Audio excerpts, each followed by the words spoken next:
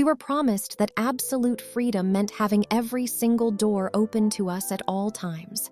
We believed, with a naive, almost desperate hope, that if we could just choose anything, be anyone, we would finally, inevitably be happy. But look at you. You are sitting on the edge of your bed. The sterile, arctic glow of your smartphone screen is painting long shadows across your tired face. It is late. Your eyes are heavy. You have the entire history of human cinema, all the music ever recorded, millions of potential romantic partners, hovering right beneath the glass screen under your thumb. And yet, you feel completely, overwhelmingly hollow. This is the dark, silent tragedy of infinite choice. It feels as though you are standing in the center of a vast, cavernous warehouse. Surrounding you are 10,000 heavy iron doors, each leading to a different life. You hold a single golden key in your trembling hand, but you are paralyzed. You are frozen in place by the terrifying realization that turning the lock on one door means permanently, violently sealing the other 9,999. Your brain is experiencing a severe biological short circuit that psychologists call analysis paralysis. The prefrontal cortex, the highly evolved analytical engine of your mind, was forged in ancient environments of scarcity. It was designed to choose between two paths in a forest, or two types of fruit on a branch. It was never built to process infinity. When presented with a digital avalanche of endless variables, your nervous system cannot compute the data. It interprets the overwhelming abundance not as a beautiful opportunity, but as an immediate existential threat. This unseen paralysis is quietly bleeding into every single corner of your daily life, poisoning the well of your own potential. Let us look first at your work, your ambitions, your deep, aching desire for a meaningful purpose. You have 24 browser tabs open right now. There are online courses you purchased and abandoned. There are entirely different careers you could pivot to. There are side hustles you feel deeply guilty for not starting. You spend hours, days even, researching the perfect, optimal path forward, yet you take absolutely zero physical steps. It feels like you are standing at a grand crossroads in a dark, freezing forest. 100 different dirt paths stretch out before you into the mist. Some look smoothly paved and safe. Others look jagged and dangerous. Some are entirely hidden in thick fog. You stand perfectly still in the freezing wind, shivering under the weight of your own potential, because taking even one single step down the first path means saying a permanent, heartbreaking goodbye to all the others. And so, you pitch a tent at the intersection, and you quietly rot in the cold. This total stagnation is driven by a psychological force known as loss aversion. Your biological wiring makes the sting of losing a potential future twice as psychologically powerful as the pleasure of gaining a real one. Every unchosen career, every unpursued idea registers in your nervous system as a micro-death. Your brain freezes your body in place to protect you from the immense, suffocating grief of missing out on a hypothetical perfect life. Then there is the devastating way you seek human connection. The modern dating landscape, the infinite, mindless swipe.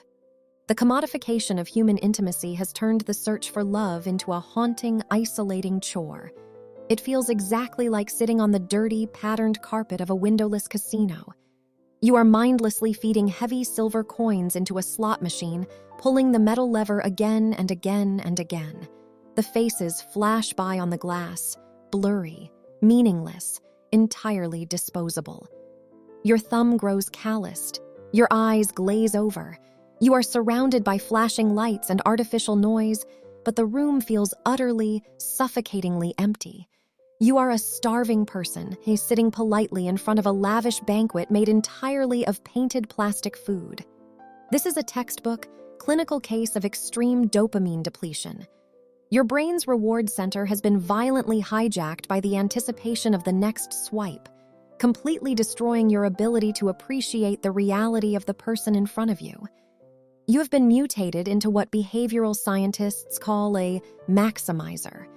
a tortured soul perpetually searching for an impossible, flawless optimum. You have lost the ability to be a satisficer, a person who finds something deeply good, plants their feet, and commits the hard labor required to make it great. The endless illusion of better options has completely eroded your capacity to attach. And finally, there is the quiet, pathetic tragedy of your evening routine, the sacred hours you supposedly set aside to rest and recover. The agonizing weight of trivial, end-of-day decisions is breaking you. Picture a grown, intelligent man standing in the center of a massive, brightly lit supermarket aisle. Floor-to-ceiling shelves stretch out for a solid mile, heavily stocked with 100 brightly colored boxes of cereal. The fluorescent lights hum a sterile, maddening tune. The man's shoulders are severely slumped, his jaw is tight. He just wants a simple breakfast, but the sheer, aggressive volume of cardboard and sugar makes him want to drop to his knees and weep. Meanwhile, a man in a remote village with only 2 simple choices of grain eats his humble meal with deep, undisturbed, monumental peace. By the time the sun sets, you are suffering from severe cognitive load and acute decision fatigue. Willpower is not a mindset. It is a biological battery. Every choice you made during the day, from what shirt to wear to how to carefully phrase a difficult email, drained a finite physical reservoir of mental energy. When you open Netflix and stare at a glowing grid of 4,000 colorful thumbnails, your completely depleted brain refuses to compute the data.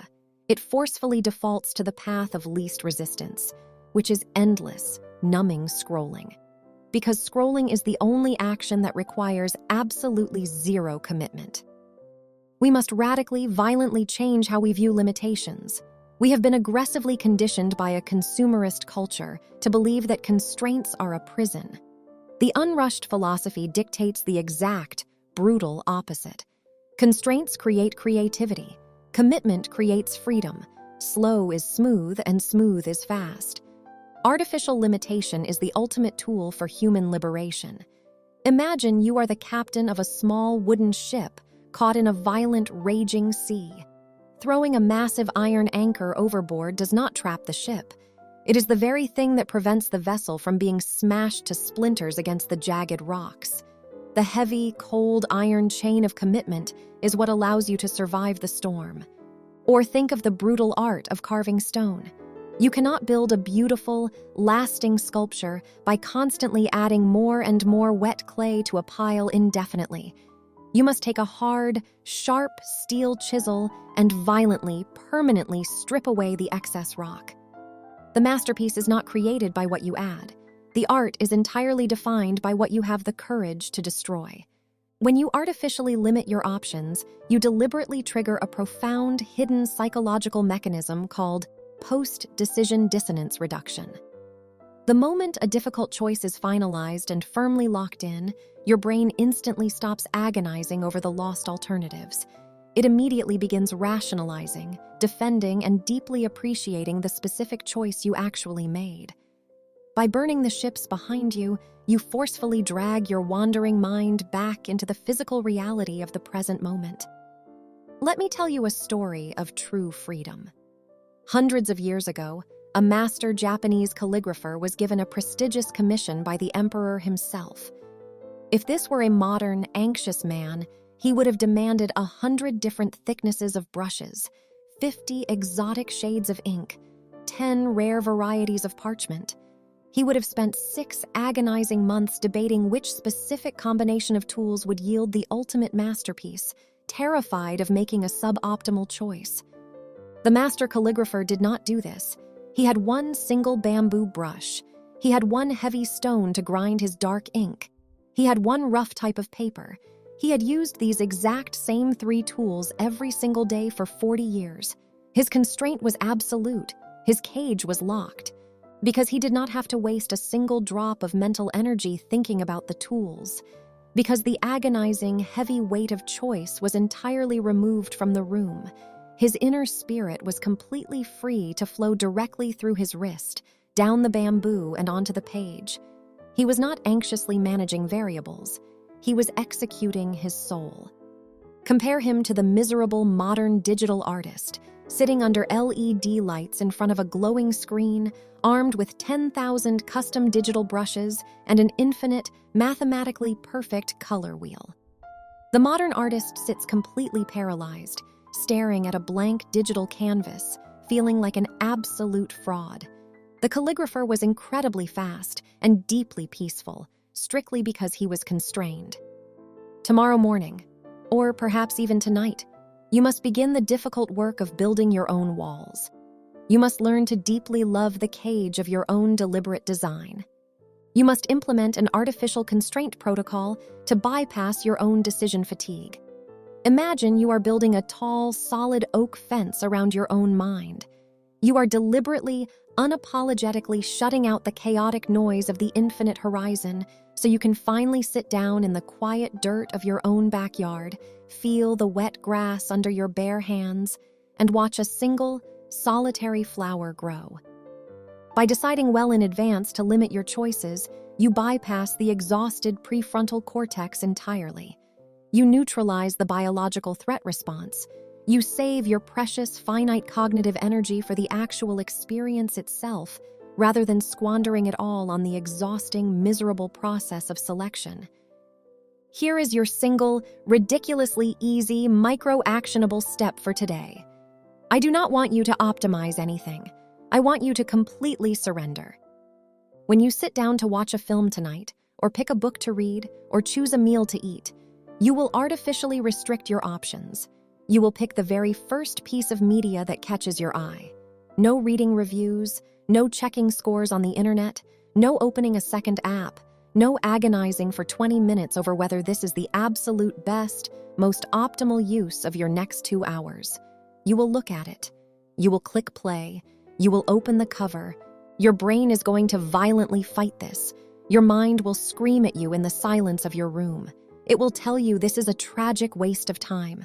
It will whisper with deep anxiety that you are missing out on a much better movie, a much more profound book, a much more productive evening.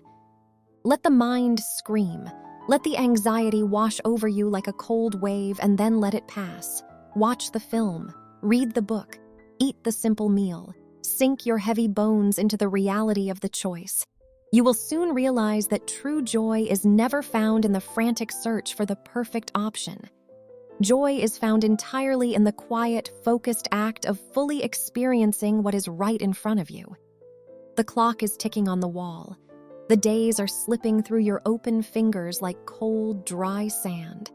You are spending your one, finite, devastatingly beautiful life standing in a dark hallway, staring blankly at 10,000 closed doors, absolutely terrified to turn a single handle.